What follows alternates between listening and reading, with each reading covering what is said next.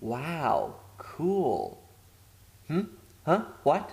Oh, hi there, folks. I was just exploring the Museum of Natural History.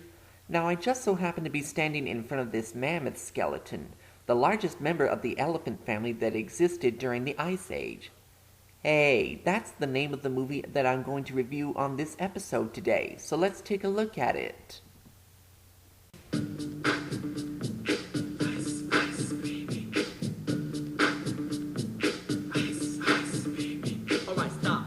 So, like I said, this story is set 20,000 years ago during the Ice Age.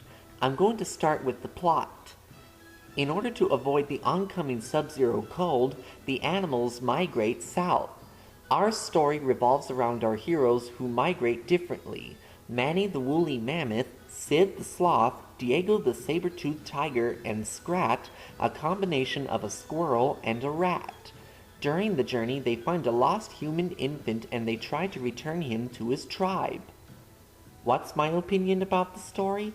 Well, all the prehistoric animals can talk to and understand each other and are voiced by a variety of famous actors. Like many films of prehistoric life, the rules of time periods apply very loosely, as many of the species shown in the film never actually lived in the same time periods or the same geographic regions. The quality of the animation. Now I'm going to talk about the animation. Though Scrat was designed as a fictional animal, in 2009, scientists in Argentina unearthed the remains of a small, extinct mammal resembling a shrew with long fangs.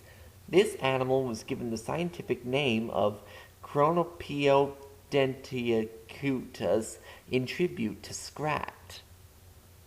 All ground sloths in this film and its successors were designed with traits of both prehistoric ground sloths and modern tree sloths.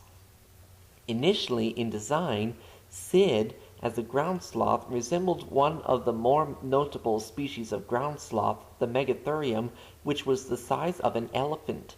The species of sloth that Sid and the others resemble most in the finished films is a species of Caribbean ground sloths that were more the size of pigs. The first drawings seen in the cave, before entering the giant area with the mammoth drawings, are replicas of the earliest known cave drawings, found at Lascaux in the south of France. They have been dated at somewhere between 15,000 and 17,000 years old. The responsibility for animating Sid's snowboard sequence is given to animators who went snowboarding in real life. All the actors were encouraged to improvise as much as possible to help keep the animation spontaneous. Many of the animals appearing in the sequels to the film were designed initially for the first Ice Age but were cut. Blue Sky has engineers on its staff who understand the physics of sound and light and how these elements will affect movement in the characters. The characters of the movie. Now that the last two are out of the way, let's talk about the characters. Manfred, Manny for short, is a woolly mammoth who doesn't join the animals' southern migration. He has a tragic past in which his first wife and son were killed by human hunters. This incident left him sour and indifferent to the rest of the world and made it so that he didn't attempt to become close to anyone after that. In all 5 movies, he was somewhat portly, blaming his fat appearance on his thick fur. Then there's Sid the sloth, who is left behind by his family who migrate south without him every year. He follows Manny after Manny saved him from 2 rhinos whom he inadvertently angered, not wanting to be left unprotected. Then Diego is a saber-toothed tiger who was once a member of Soto's pack. He was ordered by Soto to retrieve the baby alive, but he eventually decides to betray him and join Manny and Sid's side to help return the baby to his tribe. He is voiced by Denis Leary, who also voiced Francis the Ladybug from A Bug's Life. If you're looking for the humans, you're wasting your time. They left this morning. Yeah. So, being a ladybug automatically makes me a girl. Is that it, Flyboy? Huh? Scrat is the subplot character who is a combination of a squirrel and a rat. I find him funny because he loses his acorn in all 5 films.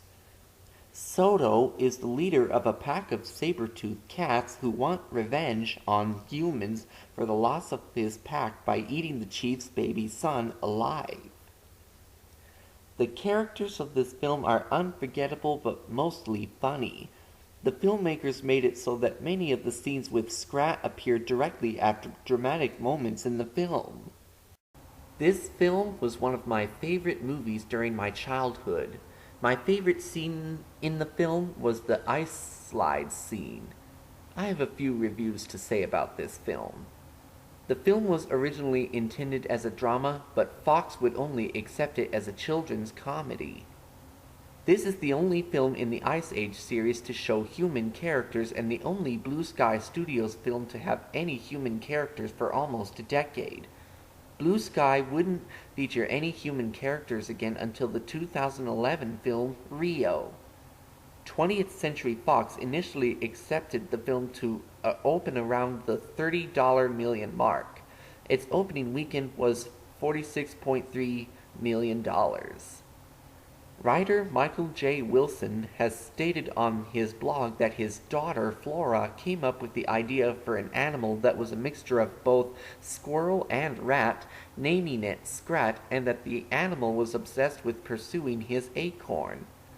This is Hollywood's 8th full CGI animated feature and Blue Sky Studios' first all-CGI feature. The first movie produced by Fox Animation since Titan A.E., which was released in 2000. Fox wanted a children's comedy, so Blue Sky took that direction, but kept the drama aspect a notable element of the movie, hence why the cast and crew referred to it as a dramedy. The only stipulation that consulting anthropologists from the American Museum of Natural History in New York insisted on with the production was that there should be no dinosaurs. They would have been long gone 20,000 years ago, though a great deal of the animals shown in the film didn't live in the same eras or locations as the main characters. Dinosaurs were finally included in the second sequel, Dawn of the Dinosaurs. The explanation being that they survived extinction in underground caves. The film opened in March 2002. Within 3 weeks, it had become the first film of that year to pass the $100 million milestone in box office takings. Pre-production took over a year before any animation occurred. 20th Century Fox launched it on the home market with a marketing budget of $85 million, the largest amount they had spent up till then on a DVD release. I've seen all 5 films in theaters except for the second one. I'm hoping to get the 5th one when it comes out on DVD. That's all I have to say. Now if you'll excuse me, I'm going to continue exploring this museum. I'm JB Eagle, and I'll see you all next time.